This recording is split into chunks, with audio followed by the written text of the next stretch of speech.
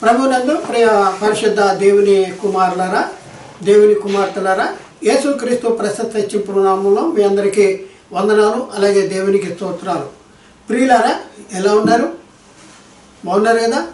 దేవుని కృప మహదైశ్వర్యాన్ని బట్టి మేము కూడా బాగానే ఉన్నాం.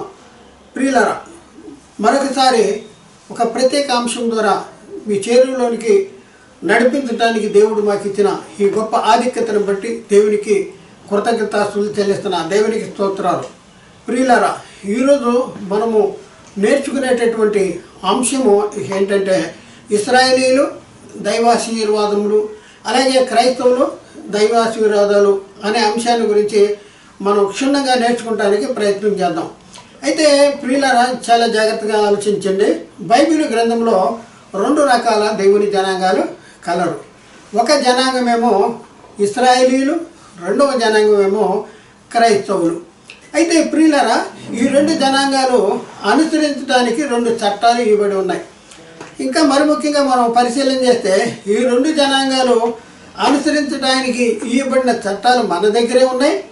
అలాగే ఈ రెండు జనాంగాలు ఆ చట్టాలను అనుసరించి జీవిస్తే వారికి ఇస్తానన్న ఆశీర్వాదాలు కూడా మన దగ్గరే ఉన్నాయి. అంటే ఒకనాటి దేవుని ప్రజలైన ఇశ్రాయేలీలతో దేవుడు అంటున్నాడు కదా, నా ఆజ్ఞలను నా కట్టడలను అనుసరించి నడుచుకుంటే ఈ దీవెనలన్నీ మీకు ఇస్తాను అనేసి వారికి కొన్ని దీవెనలు, కొన్ని ఆశీర్వాదాలు ఇస్తానని చెప్పాడు. ఇస్తానని చెప్పినటువంటి సంగతులు ఎక్కడున్నాయంటే మన దగ్గర ఉన్నటువంటి బైబిల్ గ్రంథంలోనే ఉన్నాయి. అలాగే మన దగ్గర ఉన్న బైబిల్ గ్రంథంలో ఇంకా ఏమున్నాయి అనేసి మనం పరిశీలన చేస్తే మన దగ్గర ఉన్నటువంటి బైబిల్ గ్రంథంలోనే నేటి క్రైస్తవులుగా ఉన్నవారు దేవుని చిత్తాన్ని జరిగించి దేవుని ఇష్టాన్ని నెరవేరిస్తే వారికి కొన్ని ఆశీర్వాదాలు ఇస్తాను, అనుగ్రహిస్తాను అనేసి దేవుడు చెప్పినటువంటి సంగతులు ఈ బైబిల్ గ్రంథంలోనే ఉన్నాయి.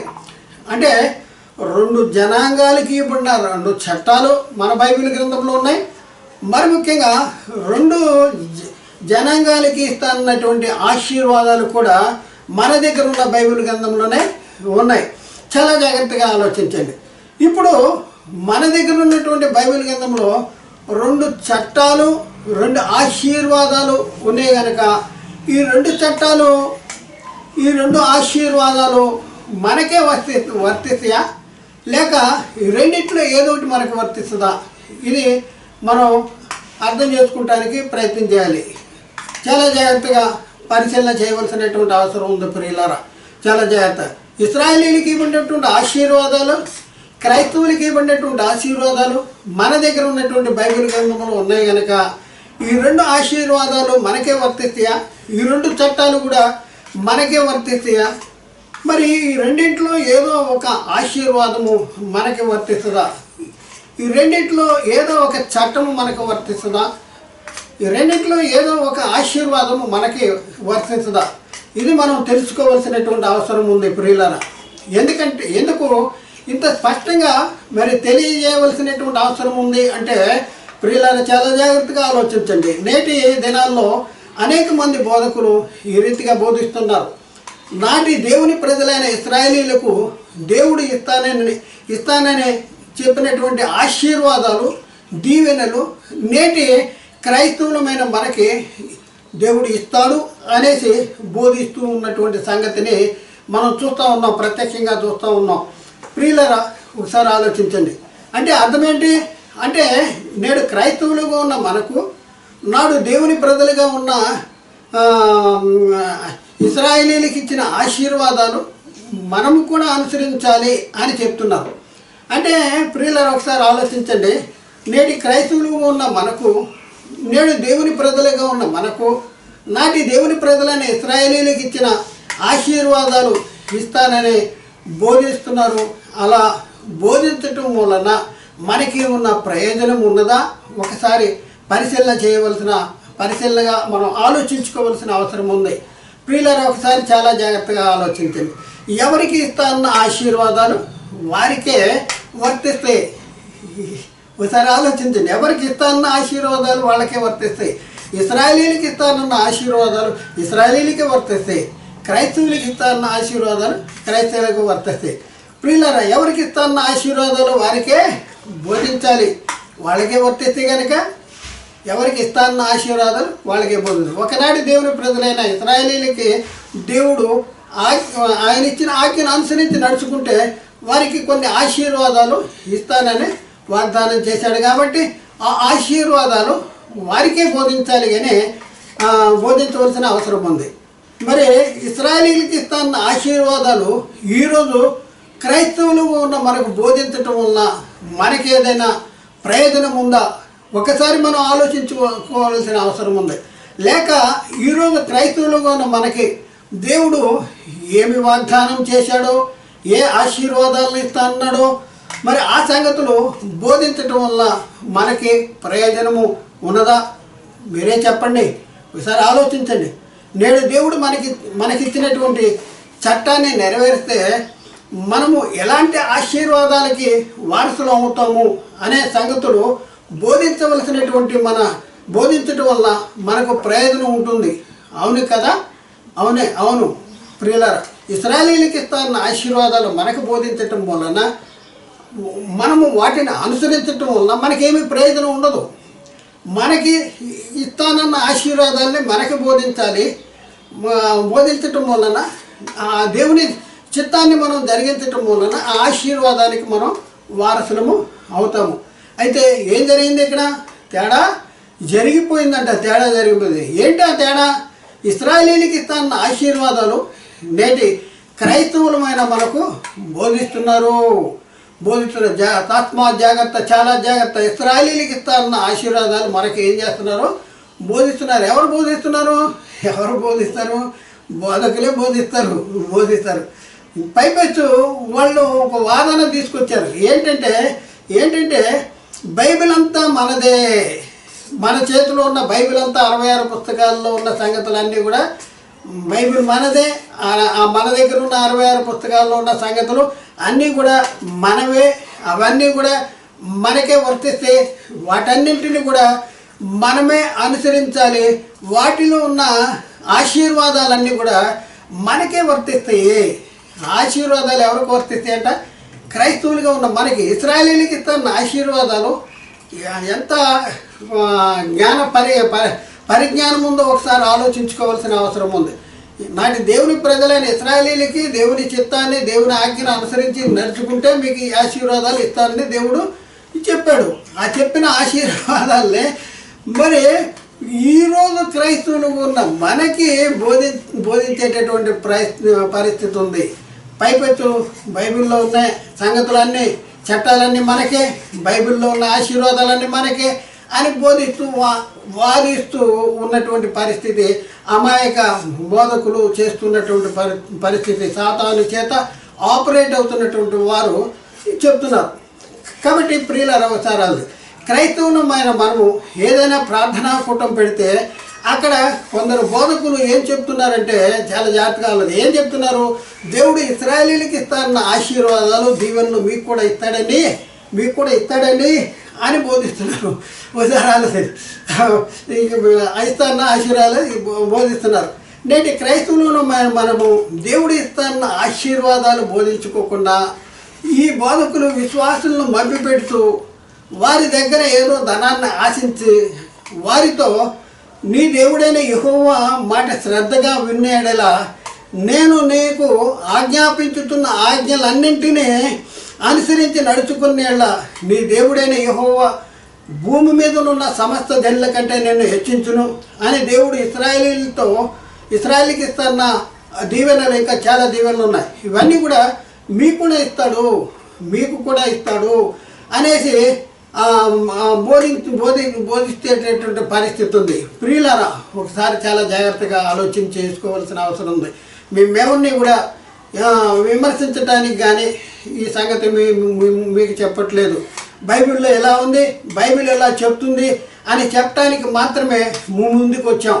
కాబట్టి మీరు చాలా జాగ్రత్తగా ఆలోచించండి, అర్థం చేసుకోవటానికి ప్రయత్నం చేయండి.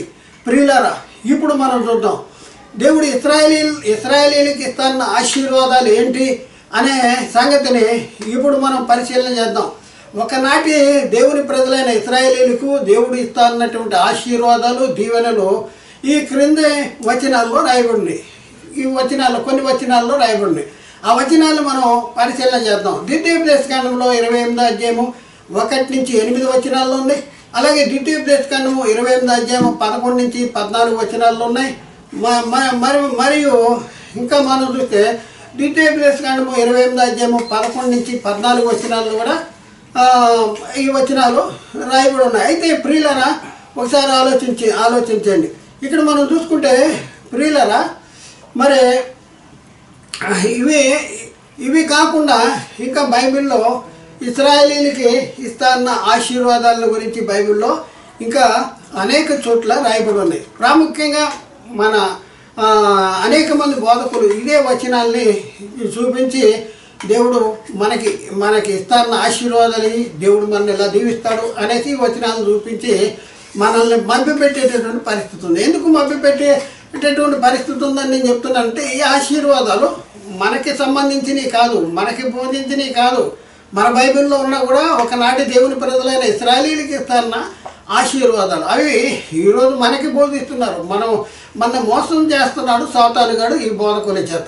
చూద్దాం ప్రియులారా, ద్వితీయోపదేశకాండంలో 1వ అధ్యాయంలో 28వ అధ్యాయంలో 1వ వచనము నుండి 8వ వచనం. ద్వితీయోపదేశకాండము 28వ అధ్యాయము 1వ వచనము నుండి 8వ వచనం వరకు మనం చదువుకున్నప్పుడు అక్కడ రాయబడిన మాట ఏంటంటే, నీవు నీ దేవుడైన యెహోవా మాట శ్రద్ధగా విని నేడు నీకు ఆజ్ఞాపించుతున్న ఆయన ఆజ్ఞలన్నీ అనుసరించి నడుచుకునేళ్ళ నీ దేవుడైన యెహోవా భూమి మీదనున్న సమస్త జనుల కంటే నిన్ను హెచ్చించును. నీ దేవుడైన యెహోవా మాట వినిన ఎడల ఈ దీవెనలన్నీ కూడా నీకు ప్రాప్తించును అని చెప్పాడు. ఈ దీవెనలన్నీ ఆయన మాట వింటే, ఆయన ఆజ్ఞలు అనుసరిస్తే ఈ దీవెనలన్నీ నీకు ప్రాప్తిస్తే అని చెప్పినటువంటి దాఖలాలు ఉన్నాయి. 3వ వచనం చూద్దాం ప్రియులారా.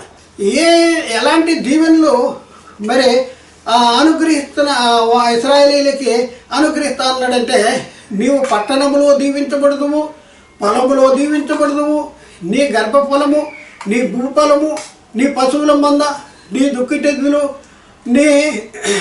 నీ గంపయు, నీ పిండి పిసుకు తొట్టియు దీవించబడును. లోపలికి వచ్చినప్పుడు దీవించబడదు, బయటికి వెలుపలికి వెళ్ళినప్పుడు దీవించబడదు అనేసి దేవుడు ఇశ్రాయేలీయులతో చెప్పినటువంటి మాట. నేను ఇచ్చిన యెహోవానైన నేను మీకు ఒక ఆజ్ఞ ఇస్తున్నాను, అయితే నా ఆజ్ఞను మీరు అనుసరించి నడుచుకుంటే మీకు ఈ దీవెనలన్నీ కూడా మీకు ఇస్తాను అని చెప్పినటువంటి పరిస్థితి మనం చూస్తున్నాం, బైబిల్ గ్రంథంలో చూస్తూ ఉన్నాం. ప్రియులారా, ఇంకా మనం చూసుకుంటే ద్వితీయోపదేశకాండంలో 28వ అధ్యాయంలో 7-8 వచనాలు మనం చూద్దాం.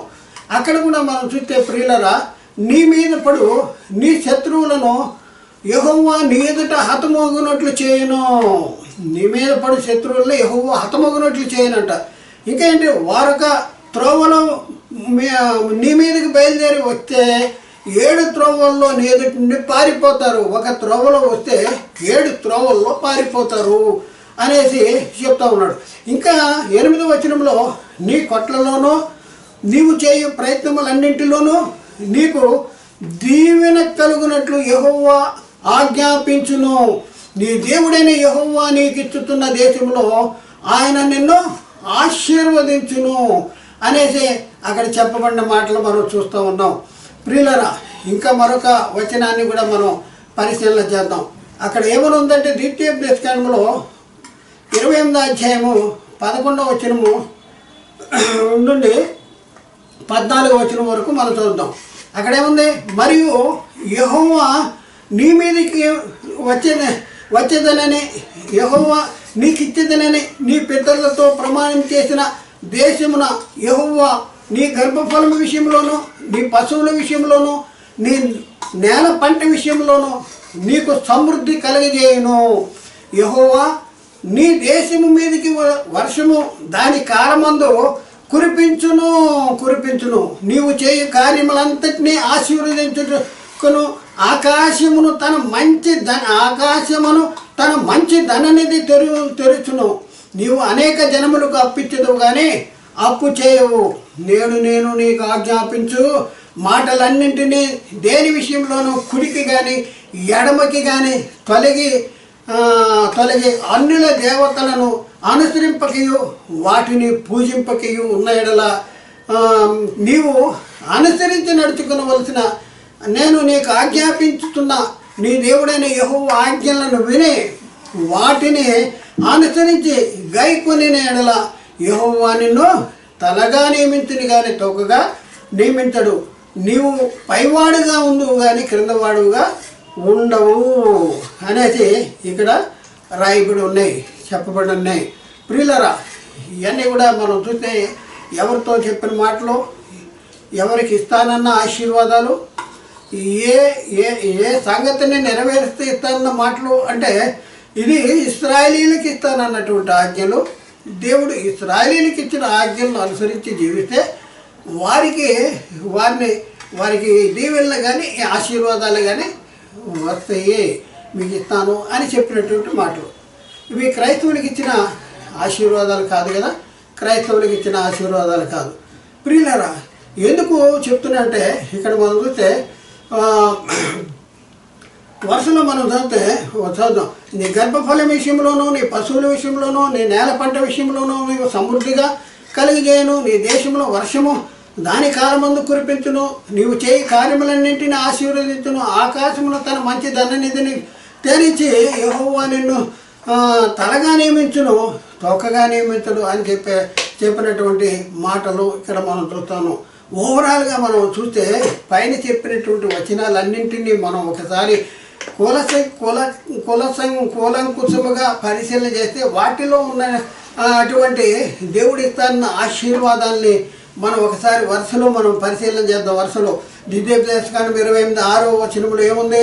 నీ దేవుడైన యెహోవా నీ మీదనున్న సమస్త జనుల యెహోవా భూమి మీదనున్న సమస్త జనుల కంటే నిన్ను హెచ్చించును. నీ పట్టణంలో దీవించబడుతూ, నీ పొలంలో దీవించబడుతూ, నీ గర్భఫలం దీవించబడుతూ, నీ భూఫలము దీవించబడును, నీ దుక్కుటెద్దులు దీవించబడును, నీ గొర్రె మేకలు మందలు దీవించబడును, నీ గంప పిండి పిసుకు తొట్టెలో దీవించబడును. నీవు లోపలికి వచ్చినప్పుడు దీవింపబడదు, బయటికి వెళ్ళినప్పుడు దీవించబడదు.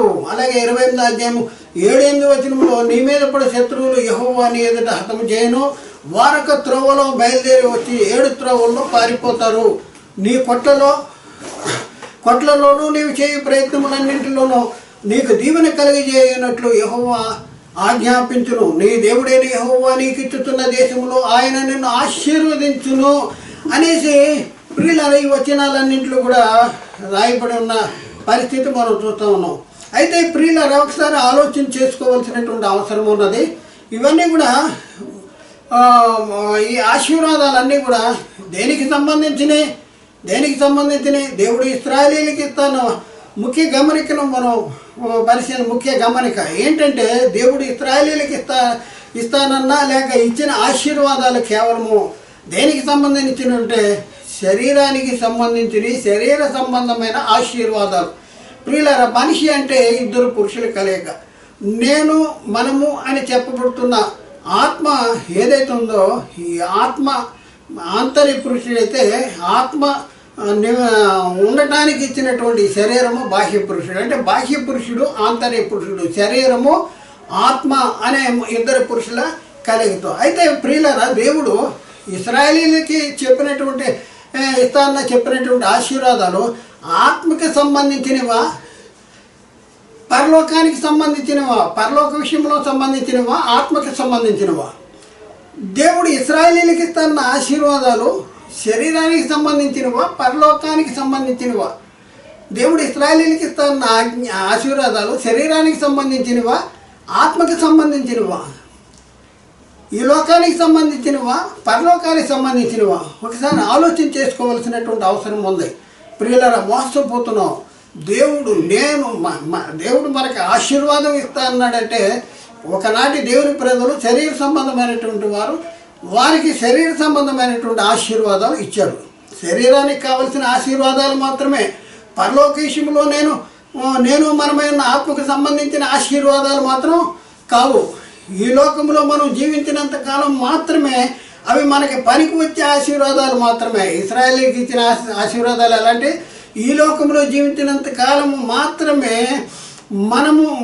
మనమైన ఆత్మకి పనికి వచ్చే ఆశీర్వాదాలు కాదు. ఈ లోకంలో జీవించినంత కాలము మాత్రమే మనకి పనికి వచ్చే ఆశీర్వాదాలు మాత్రమే, కానీ శరీరానికి సంబంధించిన ఆశీర్వాదాలు కానీ మనమైన ఆత్మకు పనికి వచ్చే ఆశీర్వాదాలు కాదు. పైపెచ్చు పరలోక విషయంలో ఆశీర్వాదాలు కానే కాదు. అవును ప్రియులరా, దేవుడు ఇశ్రాయేలీయులకు ఇచ్చిన ఆశీర్వాదాలు పరలోక విషయంలో ఆత్మ సంబంధమైన ఆశీర్వాదాలు కాదు, ఆత్మకు సంబంధించిన ఆశీర్వాదములు కాదు. ఇది మనం చాలా జాగ్రత్తగా మనం పరిశీలన చేయవలసిన అవసరం ఉంది. శరీర సంబంధమైన దీవెనలోవి, ప్రకృతి సంబంధమైన దీవెనలవి, భూ సంబంధమైన దీవెనలవి, ఈ లోక సంబంధమైన దీవెనలు అవి ఈ లోకములో జీవించినంత కాలము మాత్రమే వారికి పనికి వచ్చేటటువంటి దీవెనలు మాత్రమే అని మనం గుర్తించాలి. ఇశ్రాయేలీయులకు ఇచ్చినవి కనుక ప్రియులారా, నేడు క్రైస్తవులుగా ఉన్న నేడు దేవుడు ప్రజలుగా ఉన్న మనకు దేవుడు ఇస్తానన్న ఆశీర్వాదాలు శరీర సంబంధమైనవి కాదు, ప్రకృతి సంబంధమైనవి కాదు, ఈ లోక సంబంధమైనవి కాదు. మరి ఎలాంటివి అంటే ఆత్మ సంబంధమైన ఆశీర్వాదాలు. మరి ఆత్మ సంబంధమైన ఆశీర్వాదాలకి వారసులుగా ఉన్నటువంటి మనకి ప్రకృతి సంబంధమైన లౌకిక సంబంధమైన భూ సంబంధమైన ఆశీర్వాదాలు దేవుడు మీకు ఇస్తాడు అనేసి ఇశ్రాయేలీయులకి చెప్పినటువంటి ఇస్తానన్న ఆశీర్వాదాలు మనకి దేవుడు ఇస్తాడు అని చెప్పడం వలన ఎంత మోసము జరిగిపోతుందో ఒకసారి ఆలోచించండి. ఎంత మోసం జరిగిపోతుందో ఆలోచించండి ప్రియులారా. ఒకసారి నాటి దేవుని ప్రజలైన ఇశ్రాయేలీయులకి దేవుడు ఇచ్చిన ఆశీర్వాదాలు మనకు కూడా ఇస్తాడు అని బోధకులు బోధిస్తూ ఉన్నారు. మోసము జరిగిపోతుంది, తేడా జరిగిపోతుంది. వారు ఎందుకు అట్లు బోధిస్తున్నారు, ఎందుకు బోధించవలసి వచ్చింది, ఎందుకు బోధిస్తున్నారంటే నేడు దేవుని ప్రజలుగా ఉన్న మనకు దేవుడు ఇస్తానన్న ఆత్మ సంబంధమైన ఆశీర్వాదాలని ఏవి ఆత్మ సంబంధమైన ఆశీర్వాదాలు ఏవి బైబిల్లో ఎక్కడున్నాయి, అవి బైబిల్లో ఎక్కడున్నాయి అనే సంగతులు ఆ బోధకులకి తెలియదు కనుకనే వారు అట్లు బోధిస్తున్నారు. మన దగ్గర ఉన్న బైబిల్ గ్రంథంలో 2 జనాంగాలు ఉన్నారు, 2 జనాంగాలకి ఇవ్వబడినటువంటి ఆశీర్వాదాలు ఉన్నాయి. మరి ఈ ప్రస్తుత కాలంలో మనం క్రైస్తవులు ఆత్మ సంబంధులు మరి మనకి ఇవ్వబడిన ఆశీర్వాదాలు బైబిల్ గ్రంథంలో ఎక్కడ ఉన్నాయి అని తెలుసుకుని బోధించవలసినటువంటి బోధకులకి ఈ ఆశీర్వాదాలు ఉన్నాయా, అసలు ఆశీర్వాదాలు మనకి ఇవ్వబడిన ఆశీర్వాదాలు ఎక్కడున్నాయి, ఏంటవి, దేనికి సంబంధించినవి అని కూడా తెలియనటువంటి అమాయకుల్ని బోధకులుగా సాతాను మరి వాడుకుంటున్నాడు. దేవుని ప్రజలుగా ఉన్న క్రైస్తవులకు దేవుడు సిద్ధపరిచిన ఆశీర్వాదాలని మా సత్యవాక్యపు వెలుగులో నేర్చుకుందాం. తెలియకపోతే మనం చెప్తున్నాం అనుకోండి, చెప్తుంటే కూడా లోబడరు. సువార్తకి లోబడని వారికి అంటాడు ప్రతిదండన. సువార్తకి లోబడిన వారంటే మనోళ్ళు అనుకుంటున్నారు, అన్ని జనులు అనుకుంటున్నారు. సత్యవాక్యము ఎవరైనా చెప్పినప్పుడు నువ్వు బోధకుడు కానీ నీ విశ్వాసుడు కానీ నువ్వు తప్పులు ఉన్నప్పుడు సరి చేసుకోవాల్సినటువంటి బాధ్యత నీకుంది. లేదని మేము లోబడమంటే సువార్తకు లోబడకపోతే ప్రతిదండన. ఎవరికి ప్రతిదండన? నువ్వు బోధకుడు అయినా ప్రతిదండనే. ప్రియులారా, ఒకసారి ఆలోచించండి. మరి నాటి దేవుని ప్రజలైన ఇశ్రాయేలీయులకి ఇచ్చిన ఆశీర్వాదాలు నేటి క్రైస్తవులకి వర్తించవు అని చెప్తే మరి మన దగ్గర ఉన్న బైబిల్ గ్రంథంలో నేటి క్రైస్తవులుగా ఉన్న మనకి ఇవ్వబడినటువంటి ఆశీర్వాదాలు ఎక్కడ ఉన్నాయి, అవి ఏవి, ఇవన్నీ మనం తెలుసుకోవాల్సిన అవి ఎలాంటి ఆశీర్వాదాలు అనేసి మనం తెలుసుకోవలసినటువంటి అవసరం మనకి ఉంది. క్రైస్తవులమైన మనము ఆత్మ సంబంధులము. ఇది మొట్టమొదట గ్రహించవలసిన అవసరం ఉంది. దేవుడు మనకి చేసిన వాగ్దానములు ఆత్మకి సంబంధించినవి, ఆత్మకి ఇస్తానన్న ఆశీర్వాదాలు. అవి ఈలోక సంబంధమైన ఆశీర్వాదాలు కాదు, కానీ పరలోక సంబంధమైనవి ఆశీర్వాదాలు. అంటే మనము అని చెప్పబడుతున్న ఆత్మకి సంబంధించిన ఆశీర్వాదాలు, శరీరానికి సంబంధించిన ఆశీర్వాదాల గురించి బైబిల్ చెప్పట్లేదు కొత్త నిబంధన ప్రకారం దేవుడు ఇస్తాన్న ఆశీర్వాదాలు. ఈ ప్రశ్న ఏంటంటే ఈ విషయమే బైబిల్ ఏం చెప్తుంది దాని గురించి మనం ఆలోచిద్దాం. పరలోక విషయంలో ఆత్మ సంబంధమైన ప్రతి ఆశీర్వాదాన్ని అనుగ్రహించాడు. దేవుడు వాగ్దానం ఏం చేశాడు? పరలోక విషయంలో ఆత్మకి సంబంధించిన పరలోక విషయంలో, లోక విషయంలో కాదు, శరీరానికి కాదు, పరలోక విషయంలో ఆత్మ సంబంధమైన ప్రతి ఆశీర్వాదాన్ని మనకి అనుగ్రహించాడు యేసుక్రీస్తులో. ప్రియులారా, మరి దానికి సంబంధించిన వచనం ఎక్కడ ఉంది దాని గురించి కూడా మనం చూద్దాం. ఎఫెసీ పత్రికలో 1వ అధ్యాయంలో 3వ వచనంలో మనం చూస్తే మన ప్రభు అయిన యేసుక్రీస్తు యొక్క తండ్రి అయిన దేవుడు స్తుతించబడుగాక, ఆయన పరలోక విషయంలో ఆత్మ సంబంధమైన ప్రతి ఆశీర్వాదాన్ని మనకు అనుగ్రహించాడు. ఏం అనుగ్రహించాడు? ఒకసారి ఆలోచించండి. మనం చూస్తున్నామా? మనం చదువుతున్నామా? బైబిల్ చదువుతున్నామా? బైబిల్ చదువుతున్నాం, రోజు చదువుతున్నాం. కొంతమంది 100 సార్లు చదివాను అంటాడు. 100 సార్లు చదవటం కాదు, ఒక్కసారి చదివిన సంగతుల్లో ఉన్నటువంటి ఆంతర్యాన్ని గుర్తించగలగాలి. నువ్వు 100 సార్లు చదివినా ఏం ప్రయోజనం లేదు. ఏముంది? మన ప్రభువు యేసుక్రీస్తు యొక్క తండ్రి అయిన దేవుడు స్తుతించబడుగాక. ఎందుకు తండ్రి అయిన దేవుడు స్తుతించబడుగాక అంటే ఆయన క్రీస్తునందు పరలోక విషయంలో ఆత్మ సంబంధమైన ప్రతి ఆశీర్వాదాన్ని మనకు అనుగ్రహించాడు. అంటే పరలోక విషయంలో ఆత్మ సంబంధమైన ఆశీర్వాదాలు మన వాళ్ళకి చెప్తా ఉంటుంటే నేను చాలా దగ్గరికి వెళ్ళి ఆత్మ సంబంధమైన ఆశీర్వాదాల గురించి చెప్తా ఉంటుంటే వాళ్ళు తెల్ల ముఖం వేసి చూస్తారు. మాకు కనిపించేవి కావాలి, మాకు లారీ కావాలి, లేకపోతే మాకు ఇల్లు కావాలి, లేకపోతే మాకు వాకిలు కావాలి, మాకు ఏదో ఒకటి కావాలి ఆశీర్వాదం అంటే అనేసి వాళ్ళు ఫీల్ అవుతున్నారు. ఫీల్ అయ్యి తెల్ల ముఖాలు వేస్తున్నారు. శరీర సంబంధమైన ఆశీర్వాదాలు చెప్తే ఈ పాస్టర్ చాలా గొప్పోడని బాగా చెప్తున్నాడు అంటారు. మన ఆత్మ సంబంధమైన ఆశీర్వాదాలు చెప్తుంటే తెల్ల ముఖం వేసి మాకు కనిపించని, మాకు జేబులో కావాలి, మాకు ఇంట్లో కావాలి, మాకు బీరువాలో కావాలి, మేము ఇప్పుడు ఖర్చు పెట్టుకుంటానికి కావాలి, మేము ఇప్పుడు తినటానికి కావాలి, శరీరానికి తినటానికి, శరీరానికి ఖర్చు పెట్టుకుంటానికి, శరీరానికి వాడుకుంటానికి కావాలి. కానీ ఆత్మకి సంబంధించిన ఆశీర్వాదాలు ఏంటి అనేసి మరి వాళ్ళు చాలా బలహీనపడేటటువంటి పరిస్థితి ఉంది. ప్రియులారా, మరి ఈ విషయంలో దేవుడు మనకి ఇస్తాన్న ఆశీర్వాదాలు ఏదైతే ఆత్మ సంబంధమైన ఆశీర్వాదాలు ఉన్నాయో ఈ ఆత్మ సంబంధమైన ఆశీర్వాదాలు మరి కంటికి కనపడతాయా, చెవికి వినపడతాయా, మనుషుల హృదయానికి గోచరం అవుతాయా అంటే అలా అయ్యే పరిస్థితి ఉంది. పౌలు కొరింథీకి రాసిన 2వ పత్రికలో పౌలు కొరింథీకి రాసిన 1వ పత్రిక 2వ అధ్యాయం 9వ వచనం. అపోస్తులైన పౌలు కొరింథీకి రాసిన 1వ పత్రిక 2వ అధ్యాయం 9వ వచనం. ఇందును గురించి దేవుడు తను ప్రేమించే వారికి ఏమి సిద్ధపరిచినో అవి కంటికి కనపడలేదు, చెవికి వినపడలేదు, మనుషుల హృదయానికి గోచరము కాలేదు అని వ్రాయబడి ఉంది. ఏమని రాయబడి ఉందండి? దేవుడిచ్చే ఆశీర్వాదాలంట కంటికి కనపడవంట, చెవికి వినపడవంట, మనుషుల హృదయానికి గోచరం కాదు. అలాంటి ఆశీర్వాదాలు దృశ్యమైనవి కాదు, దృశ్యమైన ఆశీర్వాదాలు కాదు. పరలోక విషయంలో ఆత్మ సంబంధమైన ఆశీర్వాదాలు అదృశ్యమైన ఆశీర్వాదాలు.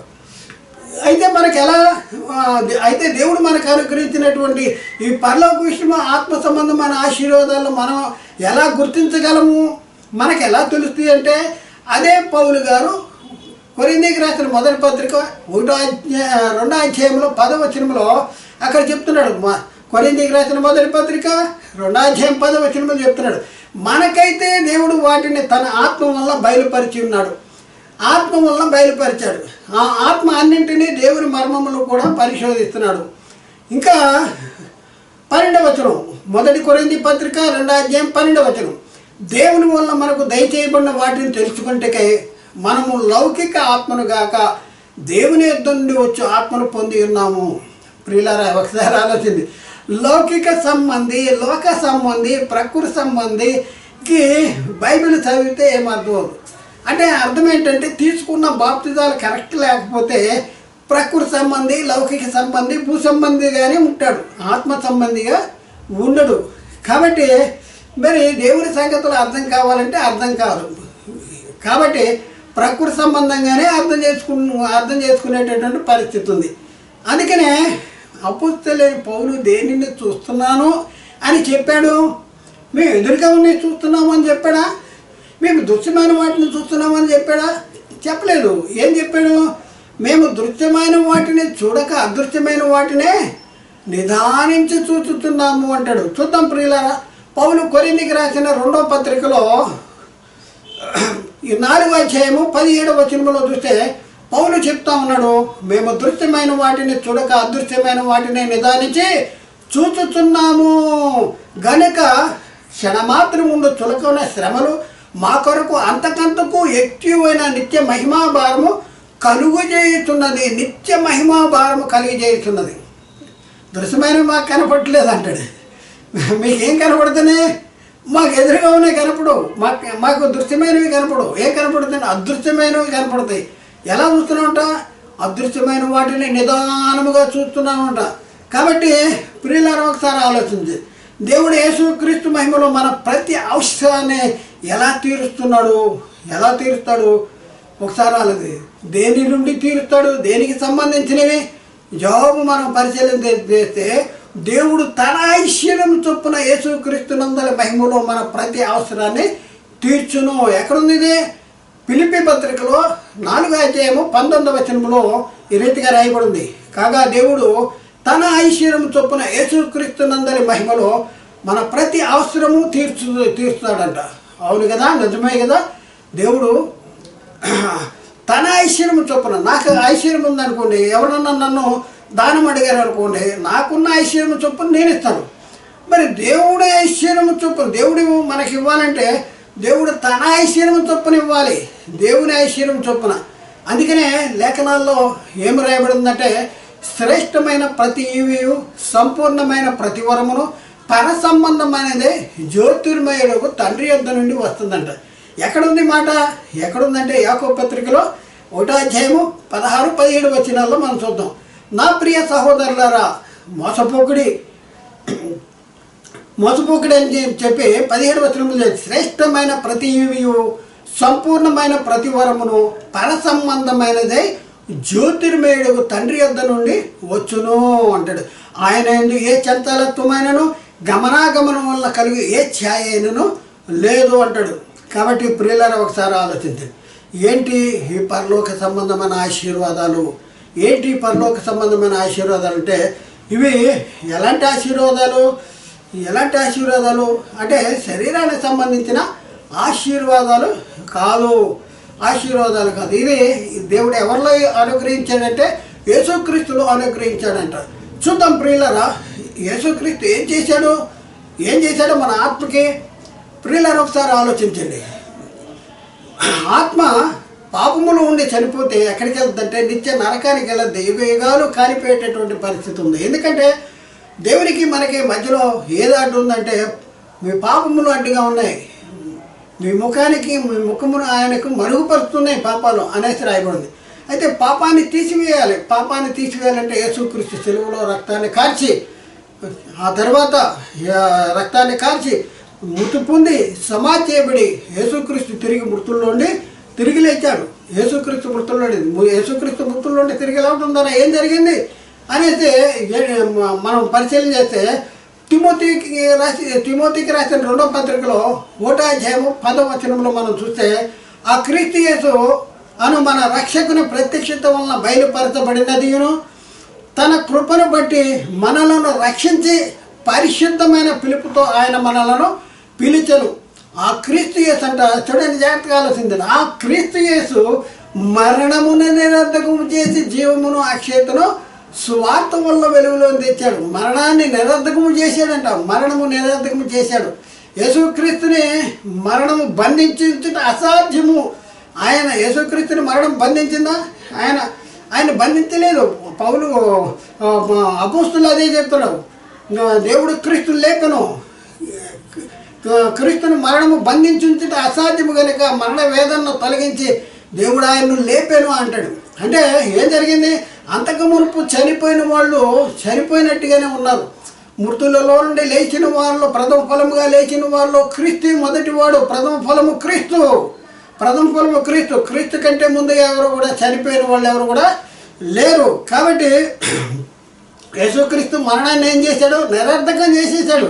ఇంకా ఏం తీసుకొచ్చాడంటే జీవము, అక్షయత, జీవము, నిత్య జీవాన్ని తీసుకొచ్చాడు. మృతులను తిరిగాడు. మరి అక్షయత, క్షయము కానటువంటిది, నాశనము కానటువంటిది. ఏది నాశనం కాదు? మనమైన ఆత్మ ధరించుకునే శరీరము నాశనము కాదా అంటే నాశనము ఉంది. ఇది నాశనం ఉంది. ఈ గుడారము, భూమి మీద ఉన్న మన గుడారమైన ఈ నివాసము శిథిలమైపోతుందంట. దేవుడు ఎందుకు అంటే దేవుడు ఈ శరీరానికి తీర్పు తీర్చాడు. నీవు మన్నే కనుక తిరిగి మన్నైపోతాం అంటాడు. మన ఆత్మ నాశనము కానిది, ముగింపు కానిది, అంతము లేనిది, నిత్యము జీవించేటటువంటి పరిస్థితి. అయితే ఈ నిత్యము జీవించే ఆత్మకి నిత్య జీవాన్ని ఇచ్చాడు. పరలోక ప్రాప్తి, నిత్య జీవము, దేవుని మహిమలో ఉండేటటువంటి యోగ్యతను కల్పించాడు.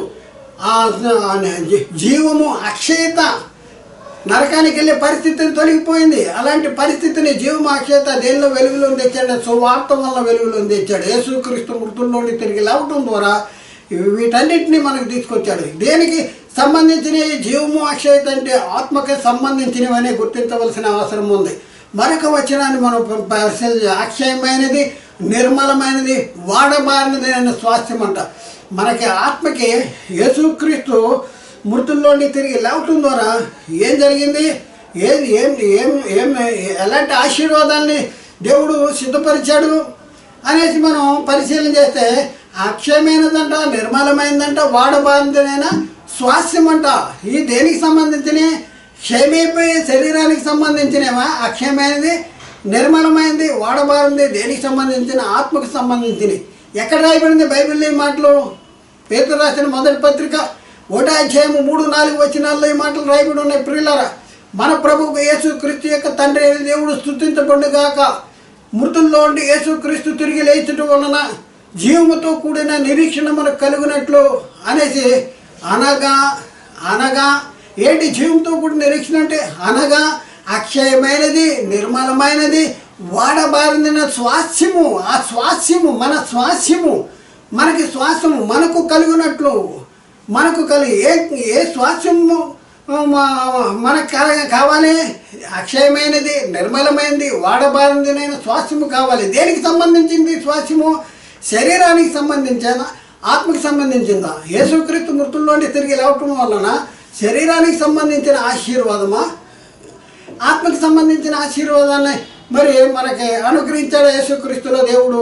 ఒకసారి ఆలోచించండి. యేసుక్రీస్తు సిలువలో మృతి పొంది, శ్రమ పొంది, యేసుక్రీస్తు సిలువలో శ్రమ పొంది, రక్తాన్ని చిందించి మరి సిలువలో మృతి పొందింది మన శరీర సంరక్షణ కోసమా, ఆత్మ రక్షణ కోసమా? ఒకసారి ఆలోచించండి. దేనికోసం? శరీరాన్ని సంరక్షించడం కోసమా? అంటే శరీరానికి కావాల్సినటువంటి కోరికలన్నీ తీర్చుకోవటానికి, శరీరానికి కావాల్సిన అవసరతలన్నీ తీర్చబడటానికి యేసుక్రీస్తు సిలువలో రక్తం చిందించాడా?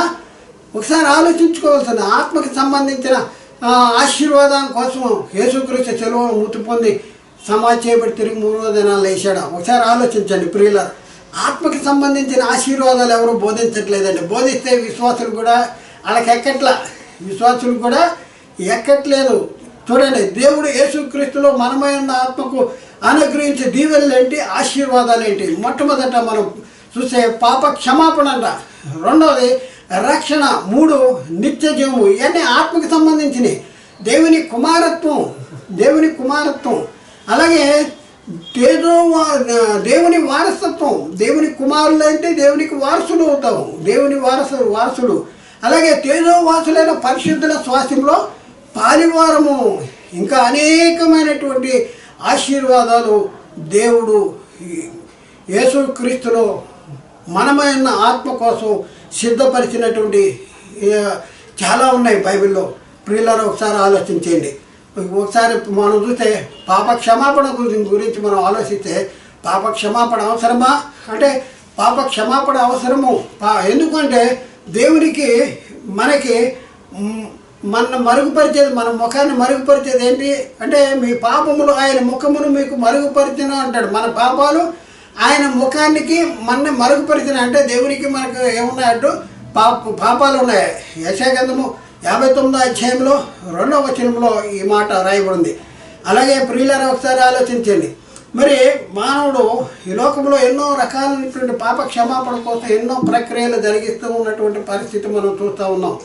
మరి ఒకసారి మనం ఆలోచిస్తే వీటన్నింటి వలన మరి పాప క్షమాపణ జరుగుతుందంటే బైబిల్ ఏం చెప్తుందంటే రక్తము చిందించకుండా పాప క్షమాపణ కలగదని సామాన్యంగా చెప్పవచ్చునంట. రక్తము చిందించాలంట. ఏ రక్తము? ఎడ్ల ఎక్కియు, మేకల ఎక్కియు, కోడెల ఎక్కియు రక్తము పాపం తీసివేస్తాయంటే పాపము తీసివేయట అసాధ్యము. ఎబ్రీ పత్రిక 10:4లో ఆ మాట రాబడింది. అలాగే మరొక మాటను చూస్తే ఎబ్రీ పత్రిక 10వ అధ్యాయం 12వ వచనంలో ఈయనైతే పాపముల నిమిత్తము సదాకాలం నిలిచి ఒక్క బలిని అర్పించాడు. ప్రియులారా ఒకసారి ఆలోచించండి. ఎడ్ల ఎక్కువ, మేకల ఎక్కువ రక్తము పాపములు తీసివేయట అసాధ్యమంట. అందుకనే దేవుడు యేసుక్రీస్తుని ఈ లోకానికి పంపించాడు. ఈ లోకాన్ని పంపించి యేసుక్రీస్తు ద్వారా మరి పాప క్షమాపణ మనకు కలిగజేశాడు. అందుకనే ఎబ్రీ 10:12 10వ అధ్యాయం 12వ వచనంలో ఈయనైతే పాపము నిమిత్తము సదాకాలము నిలిచి ఒక్క బలిని అర్పించాడు. అలాగే కొలసీ పత్రిక 1వ అధ్యాయం 14వ వచనంలో ఆ కుమారుని మనకు విమోచనము అనగా పాప క్షమాపణ జరుగుతుంది. పాప క్షమాపణ కుమారులు. అపోస్తుల కార్యాల్లో 10వ అధ్యాయము 43వ వచనంలో అక్కడ ఏమని రాయబడింది అంటే ఆయన యందలి విశ్వాసం ఉంచువాడెవడో వాడు ఆయన నామమూలముగా పాప క్షమాపణ పొందినని ప్రవక్తలందరూ ఆయనను గురించి సాక్ష్యం ఇచ్చుతున్నారు ఆయనను అంటాడు. అలాగే ప్రియులారా అపోస్తులు ఏం బోధించారు అంటే అపోస్తుల కార్యాల్లో 13వ అధ్యాయంలో 38వ వచనంలో అక్కడ ఏమని ఉందంటే కాబట్టి సహోదరులారా మీకు ఈయన ద్వారానే పాప క్షమాపణ ప్రచురమవుతున్నది అనేసి అపోస్తులు బోధించారు. అలాగే పౌలు గారు కొరింథీ పత్రిక రాసిన మొదటి పత్రికలో 15వ అధ్యాయంలో 3వ వచనం చూస్తే నాకు ఇవ్వబడిన ఉపదేశం మొదట మీకు అప్పగించి తిని అదేదనగా లేఖనం ప్రకారము క్రీస్తు మన పాపం నిమిత్తము మృతి పొంది సమాధి చేయబడ్డాడు. లేఖనం ప్రకారం క్రీస్తు మన పాపాల నిమిత్తము మృతి పొంది సమాధి చేయబడ్డాడు. అలాగే గలతీ పత్రిక 1వ అధ్యాయంలో 4వ వచనంలో అక్కడ మనం పరిశీలన చేస్తే మన తండ్రి అనే దేవుని చిత్త ప్రకారము క్రీస్తు మనలను ప్రస్తుత దుష్టకాలము నుండి విమోచించవలనని మన పాపము నిమిత్తము తను తాను మన పాపాల నిమిత్తము తను తాను అప్పగించుకున్నాడు. ఎఫ్సీ పత్రిక 2:1లో మీరు అపరాధముల చేతను పాపముల చేతను చచ్చిన వారేండిగా ఆయన క్రీస్తులో మనల్ని బ్రతికించాడు. అలాగే రోమపత్రిక 4:25లో ఆయన మన అపరాధముల నిమిత్తము అప్పగించబడ్డాడట. మనల్ని నీతిమంతులుగా తీర్చడానికి తిరిగి లేచాడట. కొరింథీయులకు రాసిన మొదటి పత్రిక 15వ అధ్యాయం 17వ వచనంలో క్రీస్తు లేపబడిన యెడల మీ విశ్వాసము వ్యర్థమే మీరింకను పాపములోనే ఉన్నారు. అంటే పాప క్షమాపణ జరిగించాడు. దేనికి పాప క్షమాపణ దేనికి కావాలి? ఆత్మకి కావాలి. ఈ ఆత్మ ఎక్కడికి వెళ్ళాలి? పరలోకం వెళ్ళాలి. శరీరం ఎక్కడికి వెళ్తుంది? మనలోకి వెళ్ళిపోద్ది. మరి ఆత్మ పరలోకం వెళ్ళాలంటే ఆత్మకి పాప విమోచన కావాలి కదా. ఈ పాప విమోచన కోసమే దేవుడు యేసుక్రీస్తు వారిని ఈ లోకానికి పంపించాడు. అంటే అర్థమేంటి? ఆత్మను రక్షించటానికి. రెండో పాయింట్ అంటే ఆత్మ రక్షణ కావాల్సింది దేనికి రక్షణ? శరీరానికి రక్షణ కోసమే యేసుక్రీస్తు నమ్ముకుంటున్నారు. కానీ ఆత్మరక్షణ కోసం యేసుక్రీస్తు నమ్ముకున్న పరిస్థితి చాలా తక్కువ మంది ఆత్మ కోసం యేసుక్రీస్తు నమ్ముతున్న పరిస్థితి మనం చూస్తూ ఉన్నాం. అపోస్తులు చెప్తున్నారు. ఏం చెప్తున్నారంటే అపోస్తుల కార్యం 4:12లో మరి ఎవరి వలన రక్షణ కలగదు, ఈ నామమునే మనం రక్షణ పొందవలను, కానీ ఆకాశం క్రింద ఉన్న మనుషుల్లో వేయబడిన మరి ఏ నామమును కూడా రక్షణ పొందలేము అంటాడు. ఈ నామమునే మనం రక్షణ పొందాలి అనేసి అక్కడ చెప్తా ఉన్నాడు. అలాగే ప్రియులారా రోమపత్రిక 5వ అధ్యాయంలో 9వ వచనంలో అక్కడ ఏమన్నా రాయబడిందంటే కాబట్టి ఆయన రక్తం వలన ఇప్పుడు నీతిమంతులుగా తీర్చబడి మరింత నిత్యముగా ఆయన ద్వారా రక్షించబడదాము. ఆయన రక్తం వలన ఇప్పుడు నీతిమంతులుగా తీర్చబడదు, మరింత నిత్యముగా రక్షించబడతాం అనేసి చెప్తున్నాడు. ఎఫ్సీ పత్రిక 2వ అధ్యాయం 5వ వచనంలో మీరు కృప చేతనే రక్షించబడ్డారు అనేసి. అలాగే ఎఫ్సీ పత్రిక 2వ అధ్యాయం 8వ వచనంలో మీరు విశ్వాసం ద్వారా కృప చేతనే రక్షించబడి ఉన్నారు, ఇది మీ వల్ల కలిగినది కాదు, దేవుని వరమే అనేసి అక్కడ రాయబడింది. రోమపత్రిక 8:24లో ఏలైనగా మనము నిరీక్షణ గలవారమై రక్షించబడితే నిరీక్షించబడినది కనపడినప్పుడు నిరీక్షణతో పని ఇక ఉండదు అనేసి తాను చూచుతున్న దానికోసము ఎవడు నిరీక్షించును అంటే మనము నిరీక్షణ గలవారమే రక్షించబడ్డాము అంటాడు. మూడు దేవుడు మరి క్రైస్తవులు మనకి యేసుక్రీస్తులో అనుగ్రహించిన ఆశీర్వాదాలు అంటే నిత్య జీవము. చూద్దాం ప్రియులరా, మరి దేవుడు వాగ్దానం ఏం చేశాడంటే బైబిల్ చెప్తుంది నిత్య జీవమును అనుగ్రహించునన్నదే దేవుడు తానే మనకు చేసిన వాగ్దానము. యోహాను రాసిన మొదటి పత్రిక 2వ అధ్యాయం 25వ వచనంలో ఈ మాట రాయబడింది. అలాగే ఆ జీవం ఎక్కడుంది, ఆ నిత్య జీవం ఎక్కడుంది అనేసి మనం ప్రశ్నిస్తే మన బైబిల్లోనే దానికి ఆన్సర్ ఉంది. యోహాను రాసిన మొదటి పత్రిక 1వ అధ్యాయం 2వ వచనంలో ఆ జీవం ప్రత్యక్షమైన తండ్రి యొద్ద నుండి మనకు ప్రత్యక్షమైన ఆ నిత్య జీవమును చూసి మేము సాక్ష్యం ఇస్తున్నాము. ఆ జీవమును గురించి సాక్ష్యం ఇస్తున్నాము, దానిని మీకు తెలియపరుస్తున్నాము. అంటే ఆ జీవము ప్రత్యక్షమైందంట. ఎవరు ఆ జీవం అంటే తండ్రి యొద్ద నుండి మాకు ప్రత్యక్షమైన ఆ నిత్య జీవమును గురించి. ఎవరు ఈ నిత్య జీవము? తండ్రి యొద్ద నుండి మనకు ప్రత్యక్షమైన నిత్య జీవమే ఎవరు అనేసి మనం తెలుసుకోవాల్సిన అవసరం ఉంది. యోహాను రాసిన మొదటి పత్రిక 5వ అధ్యాయం 10-12 వచనాల్లో మనం చూస్తే ఆ సాక్ష్యం ఏదనగా దేవుడు మనకు నిత్య జీవమును దయచేసను. ఈ జీవము ఆయన కుమారుని యందు ఉన్నదంటే ఈ జీవం ఎక్కడుంది? ఈ జీవము ఆయన కుమారుని ఉంది. దేవుని కుమారుని అంగీకరించేవాడు జీవము గలవాడు, దేవుని కుమారుని అంగీకరింపనివాడు జీవము లేనివాడే. దేవుని కుమారుని నా ముందు విశ్వాసం మీకు నిత్య జీవము గలవారని తెలుసుకున్నట్లు నేను ఈ సంగతులు మీకు తెలుపుతున్నాను అంటాడు. ఏమంటున్నాడు ప్రియులారా, ఒకసారి ఆలోచించండి. ఆ సాక్ష్యం ఏదనగా దేవుడు మనకు నిత్య జీవము దయచేశాడంట. ఈ జీవం ఎక్కడుంది? ఆయన కుమారుని యందు ఉంది. ఆ కుమారుని యందు అంగీకరించేవాడు ఎవరంటే జీవము గలవాడు. నిత్య జీవము, మరణము లేని స్థితి, ముగింపు లేని స్థితి, నరకానికి వెళ్ళేటటువంటి పరిస్థితి లేదు, పరలోకము వెళ్ళేటటువంటి పరిస్థితి ఉంది. రోమాపత్రిక 6:20 వచనము 22 వచనము చూస్తే 20 వచనం, రోమా 6:20, మీరు పాపమునకు దాసులై ఉన్నప్పుడు నీతి విషయమై నిర్బంధము లేని వారేంటిరి, ఆయనను ఇప్పుడు పాపము నుండి విమోచించబడి దేవునికి దాసులైనందున పరిశుద్ధత కలిగితే మీకు ఫలము, దాని అంతము నిత్య జీవము అనే చెప్తున్నాడు. ఒకప్పుడు ఎలాంటి పరిస్థితులు పాపానికి దాసులుగా ఉన్నారు, అయితే నీతి విషయమై నిర్బంధము లేని వారు ఉన్నారు. ఆయనను ఇప్పుడు పాపము నుండి విమోచించబడ్డాం, యేసుక్రీస్తు ద్వారా విమోచించబడి నీతికి దాసులమయ్యాము అనేది ప్రశ్న.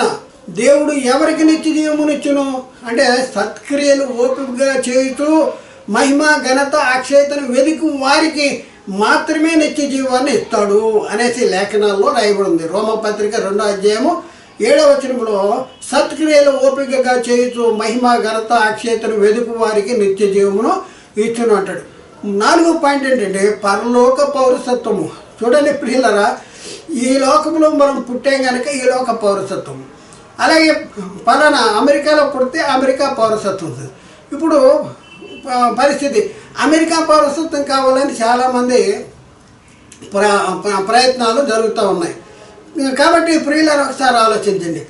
మరి ఈ లోక పరిస్థితి దేనికి సంబంధించింది? మనకి ఈ లోకంలో పౌరస్థితి ఉంది, ఈ లోకంలో పౌరస్థితి దేనికి అంటే శరీరానికి మాత్రమే. ఈ లోకంలో పౌరస్థితి ఆత్మకు కాదు. అంటే ప్రియులరా, మనిషి ఇద్దరు పురుషుల కలయిక. బాహ్య పురుషుడు అంటే శరీరము, ఆంతర్య పురుషుడు అంటే ఆత్మ. శరీరానికి పౌరస్థితి ఈ లోకంలో ఉన్నది, ఆత్మకి పౌరస్థితి పరలోకంలో ఉంది. మనమై ఉన్న ఆత్మకి పౌరస్థితి ఎక్కడ ఉండాలి? పరలోకంలో ఉండాలి, నరకంలో కాదు. ఫిలిప్పీ పత్రిక 3:20లో మాట్లాడదు, మన పౌరస్థితి పరలోకమందు ఉన్నది అనేసి అక్కడ రాయబడింది. అలాగే ప్రియులారా, మనం పరిశీలన చేస్తే విశ్వాస వీరుల గురించి బైబిల్లో హెబ్రీ పత్రిక 11వ అధ్యాయంలో రాయబడి ఉన్నాయి. వీళ్ళందరూ కూడా విశ్వాస వీరులు. వీరందరూ కూడా భూమి మీద పరదేశులు యాత్రికులుగానే ఉన్నామని ఒప్పుకున్నారంట. భూమి మీద దేవుడు వాళ్ళు జీవించిన కాలంలో వాళ్ళు ఏమని ఒప్పుకున్నారంటే మేము భూమి మీద పరదేశులు యాత్రికులు మాత్రమే అని ఒప్పుకున్నారు. హెబ్రీ పత్రిక 11వ అధ్యాయంలో 13వ వచనంలో మనం చూస్తే వీరందరూ వాగ్దాన ఫలము అనుభవింపకపోయినను దూరము నుండి చూసి వందనములు చేసి భూమి మీద పరదేశులము యాత్రికులమనే ఉన్నామని ఒప్పుకొని విశ్వాసము గలవారే మృతి పొందిరి. ప్రియులరా ఒకసారి ఆలోచించండి. భూమి మీద పరదేశులుగా ఉన్నాం. పరదేశులు, మన దేశము పరదేశము. ఒక దేశము నుండి ఈ దేశానికి వచ్చాం. ఒకప్పుడు పరలోకములో ఉండేవాళ్ళం, దేవునిలో ఉండేవాళ్ళం, దేవుడిగా ఉండేవాళ్ళం. దేవుడి నుండి విడిపోయి ఆదాములోనికి ప్రవేశించి ఒకరి నుండి ప్రతి జాతి మనుషులుగా మనం విభజింపబడినటువంటి వారం. మన దేశం ఏది అంటే పరదేశము, పరలోకము. అందుకని ఎక్కడంటే పరదేశులను యాత్రికులై ఉన్నారు. పేతురు రాసిన మొదటి పత్రిక 2వ అధ్యాయం 11వ వచనంలో, ప్రియులరా మీరు పరదేశులు యాత్రికులై ఉన్నారు కనుక ఆత్మకు విరోధముగా పోరాడే శరీరస్తులను విసర్జించుడి. అలాగే పేతురు రాసిన మొదటి పత్రిక 17వ అధ్యాయంలో అక్కడేమో రాయబడిందంటే, పక్షపాతము లేకుండా క్రియలను బట్టి వాని ప్రతి వానికి తీర్పు తీర్చువాడు తండ్రి అని మీరు ప్రార్థన చేస్తున్నారు అని చెప్పుకుంటా, గనుక మీరు పరదేశులై ఉన్నంత కాలము భయముతో గడుపుడి. మీరు పరదేశులై ఉన్నారు కాబట్టి భయముతో గడపండి అంటాడు. మీ దేశం ఇది కాదు, మీరు వెళ్ళాలి పరలోకం, మీ పౌరసత్వం పరలోకంలో ఉంది. అలాగే నెక్స్ట్ 5వ పాయింట్ ఏంటంటే, దేవుడు మనకి అనుగ్రహించినటువంటి ఆశీర్వాదము ఆత్మకి సంబంధించింది కుమారత్వం. ఆత్మకి కుమారత్వం. శరీరానికి తల్లిదండ్రులు ఉన్నారు, అలాగే ఆత్మకి కూడా తండ్రి ఉన్నాడు. ఆత్మకి తండ్రి అయిన దేవుడు ఒక్కడే. ఆ ఒక్క దేవుడి నుండే మిగిలిన అన్ని ఆత్మలు విడిపోయినట్టు మనం చూస్తూ ఉన్నాం. అలాగే ఈ ఆత్మకి మరి కుమారత్వం, ఆత్మకి కుమారత్వం. ఎవరి కుమారులు అయితే వాళ్ళకి వారసులు అవుతాం. మనం ఎవరి కుమారులు అంటే దేవునికి కుమారులు. ఎందుకంటే దేవుడైన ఆత్మ నుండి విడిపోయిన వాడు ఆదాము. మరి ఇప్పుడున్న పరిస్థితుల్లో రోమపత్రిక 8:14 ప్రకారం దేవుని ఆత్మచేత ఎందరు నడిపించబడతారు వారందరూ దేవుని కుమారులై ఉన్నారు అనేసి అక్కడ చెప్తుంది. గల్తీ పత్రిక 3:26లో అక్కడ ఏం చెప్తుంది, యేసుక్రీస్తునందు మీరందరూ దేవుని కుమారులై ఉన్నారు అనేసి అక్కడ రాయబడి ఉంది. అలాగే యోహాను సువార్తలో 1వ అధ్యాయము 12వ వచనంలో అక్కడేమని రాయబడిందంటే, తను ఎందరు అంగీకరించెదరు అనగా తన నామమందు విశ్వాసం ఉంచు వారికి దేవుని పిల్లలు అవుటకు ఆయన అధికారము అనుగ్రహించను. అధికారం ఉంది కాబట్టి ప్రియులారా ఒకసారి ఆలోచించండి. మనము దేవుని పిల్లలమని ఆత్మ తానే మన ఆత్మతో కూడా సాక్ష్యం ఇచ్చుతున్నాడు. రోమా 8:16 వచనంలో, రోమపత్రిక 8వ అధ్యాయము 16వ వచనంలో అక్కడ రాయబడింది, మనము దేవుని పిల్లలమని ఆత్మ తానే మన ఆత్మతో కూడా సాక్ష్యం ఇస్తున్నాడు అని చెప్తుంది. మనము పిల్లలమైతే ఏమవుతాము, దేవునికి పిల్లలమైతే దేవుని వారసులు. నాకు కుమారుడు పుట్టాడు అనుకోండి, నాకు కలిగిన సమస్తానికి వారసుడు అవుతాడు. మనము దేవుని పిల్లలమైతే ఏమవుతాము, దేవునికి వారసులు అవుతాం. ఇదే ఆత్మకి సంబంధించిన ఆశీర్వాదము, ఆత్మకి సంబంధించిన దీవెన.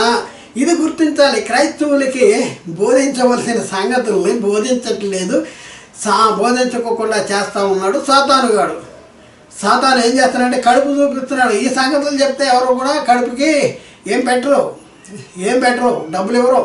అందుకనే ప్రియులరా సాతాను మన మోసం చేస్తున్నాడు కొంతమంది ద్వారా. మనం పిల్లలమైతే ఏమవుతామంటే వారసులు. ఎవరికి వారసులు? దేవునికి వారసులు. రోమపత్రిక 8:17లో మనము పిల్లలమైతే వారసులము అనగా దేవుని వారసులు. నువ్వు ఒక గొప్ప వాడికి, ఈ లోకంలో ఒక గొప్ప వాడికి వారసుడు కావాలంటే ఎంత అది జరిగే పని అంటే జరగదు. ఒకవేళ అయ్యామనుకో ఎంత గొప్ప అనేసి మనం ఆలోచిస్తూ ఉంటాం. అయితే నువ్వు ఎవరికి వారసుడు అంటే దేవునికే వారసుడు. క్రీస్తుతో కూడా మహిమ పొందుటకు ఆయనతో కూడా శ్రమ పడిన క్రీస్తు తోడి వారసుడు. యేసుక్రీస్తు మృతుల్లో తిరిగి లేచిన తర్వాత తండ్రితో కూడా ఆయన సింహాసనం ముందు కూర్చున్నాడు. జయించు వాడిని నేను నాతో కూడా నా సింహాసనం ముందు కూర్చుండబెడతాను అంటాడు. క్రీస్తుతో కూడా తోడి వారసుడు. గల్తీ పత్రిక 4వ అధ్యాయం 6-7 వచనాల్లో మనం చూస్తే, నువ్వు కుమారుడు అయితే వారసుడు. మనం కుమారులు అంటే వారసులు. మరియు కుమారులైనందున నాయనా తండ్రి అని మొరపెట్టు తన కుమారుని ఆత్మను దేవుడు మన హృదయంలోనికి పంపెను. కాబట్టి నువ్వు ఇక దాసుడు కాదు, కుమారుడువే. కుమారుడు అనగా దేవునికి వారసుడు. కుమారుడు అయితే దేవుని ద్వారా వారసుడు. యోహాను రాసిన మొదటి పత్రిక 3వ అధ్యాయంలో 1వ వచనం చూస్తే, మనము పిల్లలమని పిలువబడినట్లు తండ్రి మనకి ఎట్టి ప్రేమను అనుగ్రహించిన చూడుడి. మనము దేవుని పిల్లలమే. ఈ హేతువు చేత లోకము మనలను ఎరగదు, ఏలైనగా అది ఆయనను ఎరగలేదు కనుక. మొదటి యోహాను పత్రిక 3వ అధ్యాయము, యోహాను రాసిన మొదటి పత్రిక 3వ అధ్యాయము 2వ వచనములో, ప్రియులారా ఇప్పుడు మనము దేవుని పిల్లలమై ఉన్నాము, మనం ఇక మీదట ఏమవుతుందో అది ఇంకనూ ప్రత్యక్షపరచబడలేదు, కానీ ఆయన ప్రత్యక్షమైనప్పుడు ఆయన ఉన్నట్లుగానే ఆయన్ని చూతుము కనుక ఆయన్ని పోలి ఉందుము అనేసి అక్కడ రాయబడింది. ప్రియులారా ఇక్కడ మనం చూద్దాం, ఇంకా మనం పరిశీలన చేసుకుంటే ప్రియులారా, నెక్స్ట్ పాయింట్ ఏంటంటే తేజోవాసులైన పరిశుద్ధుల స్వాస్థ్యంలో పాలివారం. మనం సామాన్యం ఉండడం కాదు. నేను మనమైన ఆత్మ దేనికి సంబంధించింది అంటే తేజోవాసులైన పరిశుద్ధుల స్వాస్థ్యంలో పాలివారం. మనం ఆత్మ సంబంధులము. ఆత్మకి సంబంధించిన ఆశీర్వాదాలని బైబిల్లో దేవుడు రాపించాడు పరిశుద్ధాత్మ ద్వారా అపోస్తుల చేత. అవి మనం గుర్తించాలి. తీసుకున్న బాప్తిజాలు కరెక్ట్ కాకపోతే ఇవన్నీ తెలవు. ఆత్మకు సంబంధించిన ఆశీర్వాదాలు తెలవు. ఎంతసేపు ఏది పాత నిబంధనలో సంగతులు, లేకపోతే ఉపమానాలు, లేకపోతే అవి ఇవి దావీదు చరిత్ర, సంసోను చరిత్ర, ఈ చరిత్రలో ఇవే చెప్పేటటువంటి పరిస్థితి జరుగుతుంది. ఎందుకంటే మనోనేత్రాలు వెలిగించబడాలి. మనోనేత్రాలు వెలిగించబడాలంటే కొత్తగా జన్మించాలి, ఆత్మ మూలంగా జన్మించాలి. చూద్దాం కొలసీ పత్రిక 1వ అధ్యాయంలో 12వ వచనంలో అక్కడ రాయబడిన మాట ఏంటంటే, తేజోవాసులైన పరిశుద్ధుల స్వాస్థ్యంలో పాలివారముటకు పాత్రలుగా చేసిన తండ్రికి మీరు కృతజ్ఞతాస్తుతులు చెల్లించవలనని బ్రతిమిలాడుకొనుతున్నాను అంటాడు. ప్రియులారా ఒకసారి ఆలోచించేయండి. తేజోవాసులైన పరిశుద్ధుల స్వాస్థ్యము. ఎవరు తేజోవాసులు? తండ్రి అయిన దేవుడు సమీపింపురాని తేజస్సులో ఆయన మాత్రమే వసించుతూ అమరత్వము గలవాడే ఉన్నాడు అంటాడు. అలాగే మనం చూస్తే యేసుక్రీస్తు కూడా ఆయన తేజోవాసులైన తేజోవాసి, అలాగే పరిశుద్ధాత్ముడు. ఇలా మనం పరిశీలన చేస్తే వాళ్ళకి సంబంధించిన తేజోవాసులైన పరిశుద్ధుల స్వాస్థ్యంలో, వాళ్ళ స్వాస్థ్యంలో మనం పాలివారము. ఎంత గొప్ప ధన్యత ఒకసారి ఆలోచించండి ప్రియులారా. ఇవన్నీ కూడా దేవుడు మనమైన ఆత్మ కోసము మరి యేసుక్రీస్తులో సిద్ధపరిచినటువంటి ఈవులు, ఆశీర్వాదాలు అనేసి బైబిల్లో రాయబడి ఉన్నాయి. అవి చెప్తున్నారా మీకు? అవి వింటున్నావా నువ్వు? దానికోసమే యేసుక్రీస్తు నమ్ముకున్నావా నువ్వు? దానికోసమే నిరీక్షణ కలిగి జీవిస్తున్నావా నువ్వు?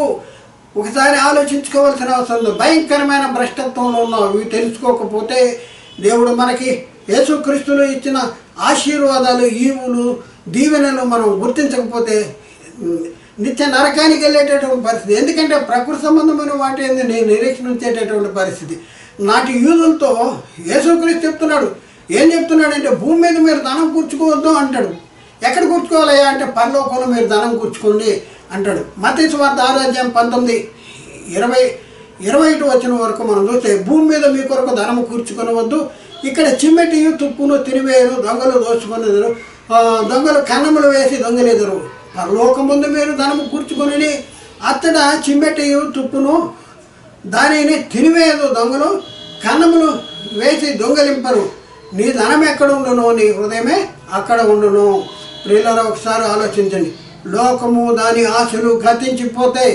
లోకము యోహాను రాసిన మొదటి పత్రిక 2వ అధ్యాయం 17వ వచనంలో లోకము దాని ఆశలు గతించిపోతున్నవి, దేవుని చిత్తము జరిగించేవాడు నిరంతరము జీవించేటటువంటి పరిస్థితి ఉంది.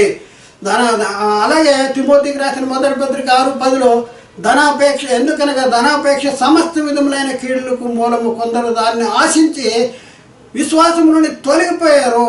దేన్ని ఆశించి? ధనాపేక్ష, ధనాన్ని ఆశించి విశ్వాసం నుండి తొలగిపోయినటువంటి పరిస్థితి ఉంది. కాబట్టి ప్రియులారా ఒకసారి ఆలోచించండి. దేవుడు మన అభయం ఆత్మకి అనుగ్రహిస్తున్న ఆశీర్వాదాలు భూ సంబంధమైనవి, ప్రకృతి సంబంధమైనవి, లోక సంబంధమైనవి ఇవేమి కాదు. పరలోక విషయంలో ఆత్మ సంబంధమైన ఆశీర్వాదాలు.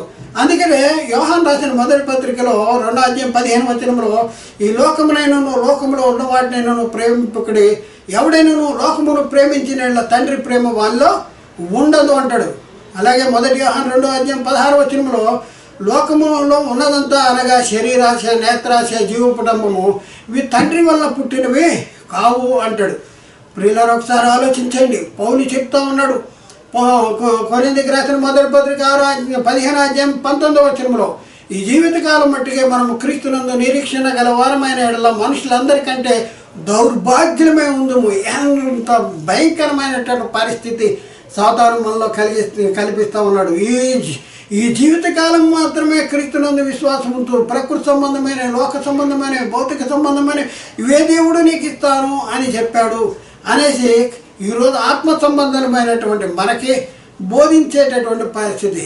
ముఖ్య గమనిక మనం ఏంటంటే, చాలామంది క్రైస్తవులు ఎలా చెప్తూ ఉంటారు, దేవుడు నాకు ఇల్లు ఇచ్చాడు, దేవుడు నాకు కారు ఇచ్చాడు, దేవుడు నాకు ఉద్యోగం ఇచ్చాడు, దేవుడు నాకు పిల్లలు ఇచ్చాడు, నేను పరీక్షల్లో పాస్ అవ్వడానికి సాయం చేశాడు, నాకు వ్యాపార అభివృద్ధి చేశాడు, నాకు ఉద్యోగాన్ని ప్రమోషన్ ఇచ్చాడు, నాకు భూమిని ఇచ్చాడు అని చెప్తూ ఉంటారు. ప్రియులారా, యేసుక్రీస్తు నాకు అలా ఇచ్చాడు, లేకపోతే దేవుడు నాకు అలా ఇచ్చాడు, అవి ఇచ్చాడు, దేవుడు నమ్ముకుంటే మాకు ఇవి వచ్చేసింది, ఇల్లు వచ్చేసింది, కారు వచ్చేసింది, రకరకాలుగా వచ్చేసింది అని చెప్తాడు. ప్రియులారా, ఇప్పుడు వీరు చెప్తున్నవన్నీ కూడా ఒకసారి ఆలోచిస్తే దేవుడు వారికి మాత్రమే ఇచ్చాడా? వారికే ఇచ్చాడా? మీరు నమ్ముకున్నా కనుక మాకే ఇచ్చాడు, మిగతా వాళ్ళకి లేదు, నమ్ముకున్న వాళ్ళకి లేవు అనేసి చెప్తున్నావా నువ్వు? ఒకసారి ఆలోచి. మనకు మాత్రమే ఇవ్వలేదు, ఈ లోకంలో జీవించిన వారందరికీ దేవుడు ఇస్తున్నాడు కదా. గుర్తిస్తున్నావా? మోసపోతున్నావు. ఇస్తున్నాడు కదా, నీకంటే ఎక్కువ ఇస్తున్నాడు. ఇప్పుడు దేవుడు నాకు ఇచ్చాడు అని నువ్వేదైతే చెప్తున్నావో వాటన్నింటినీ దేవుడు లేడు అనే చెప్పేటటువంటి నాస్తికునికి కూడా దేవుడు ఇస్తున్నాడు. అవునట కాదంట? ఒకసారి ప్రియులారా, మీరు ఇప్పుడు దేవుడు మాకు ఏదైతే ఇచ్చాడు అని చెప్తున్నారో అవన్నీ కూడా శరీర సంబంధమైనవే. మరి దేవుడు అంతకంటే శ్రేష్టమైనవి నీవై ఉన్న ఆత్మకు అనుగ్రహించినటువంటి ఈవులు, ఆశీర్వాదాలు, దీవెనలు నువ్వు గుర్తించగలిగేవా? ప్రియులారా, వాటన్నింటినీ గుర్తించిన వాటన్నింటిని గురించి ఈ బోధకులు చెప్తున్నారా? కేవలము ఇశ్రాయేలీలకు ఇచ్చిన శరీర సంబంధమైన ఆశీర్వాదాలు, దీవెనలు మాత్రమే మీకు ఇస్తాడు అని చెప్తూ మిమ్మల్ని మభ్యపెడుతున్నారా? తస్మాత్ జాగ్రత్త. భయంకరమైనటువంటి పరిస్థితుల్లో ఉన్నాం. అపోస్తలుడైన పౌలు తిమోతికి చెప్తా ఉన్నాడు. తిమోతికి రాసిన మొదటి పత్రిక 6:20 ఓ తిమోతి, నీకు అప్పగించబడిన దాన్ని కాపాడి అపవిత్రమైన ఒట్టి మాటలకు, జ్ఞానమని అబద్ధముగా చెప్పబడిన విపరీతవాదాలకి దూరముగా ఉండు. కొందరు దాన్ని ఆశించి విశ్వాసం నుండి తొలగిపోయారు. భయంకరమైనటువంటి ప్రశ్న, తమను తాము పొడుచుకున్నటువంటి పరిస్థితి చూడండి. జ్ఞానమని అబద్ధంగా చెప్పబడిన విపరీతవాదాలకి దూరంగా ఉండు అని చెప్తా ఉన్నాడు. ప్రియులారా, ఒకసారి ఆలోచించండి. ఎవరిని కూడా వ్యక్తిగతంగా, సంఘపరంగా, సంస్థపరంగా కానీ మరి కించపడటానికి కానీ, దూషించ కానీ, మీరు తప్పు అని వాళ్ళని తప్పు పట్టుకుంటానికి కానీ మేము ప్రయత్నం చేయట్లా. బైబిల్లో ఎలా ఉంది? బైబిల్ ఎలా చెప్తుంది? కానీ సాతాను తన అనుకూల బోధకులు, సాతాను తానే వెలుగుదూత వేషం ధరించుకొని ఉన్నాడు. వాని పరిచారకులు నీతి పరిచారకుల వేషం ధరింపజేసి ఉన్నాడు. ఇది ఆశ్చర్యం కాదు. అలా నీతి పరిచారకుల వేషం ధరింపజేసిన సాతాను అనుకూల బోధకుల్ని నేటి సంఘాల్లో ప్రవేశించేసి సంఘంలో ఉన్నటువంటి మేము దేవుని ప్రజలు అని చెప్పబడుతున్నటువంటి విశ్వాసులను కూడా విశ్వాసము నుండి తొలగించి నిత్య నరకానికి తనతో పాటు తీసుకెళ్లాలని ప్రయత్నం చేస్తున్నాడు. తస్మాత్ జాగ్రత్త. ఆలోచించండి, అర్థం చేసుకోండి, సత్యాన్ని గ్రహించడానికి ప్రయత్నం చేయండి. దేవుడు మాట్లాడిన ప్రతి మాట ప్రతి ఒక్క హృదయంలో నీరుగట్టి ఫలింపు చేయనుగాక. ఆమేన్. అందరికీ వందనాలు. దేవునికి స్తోత్రాలు.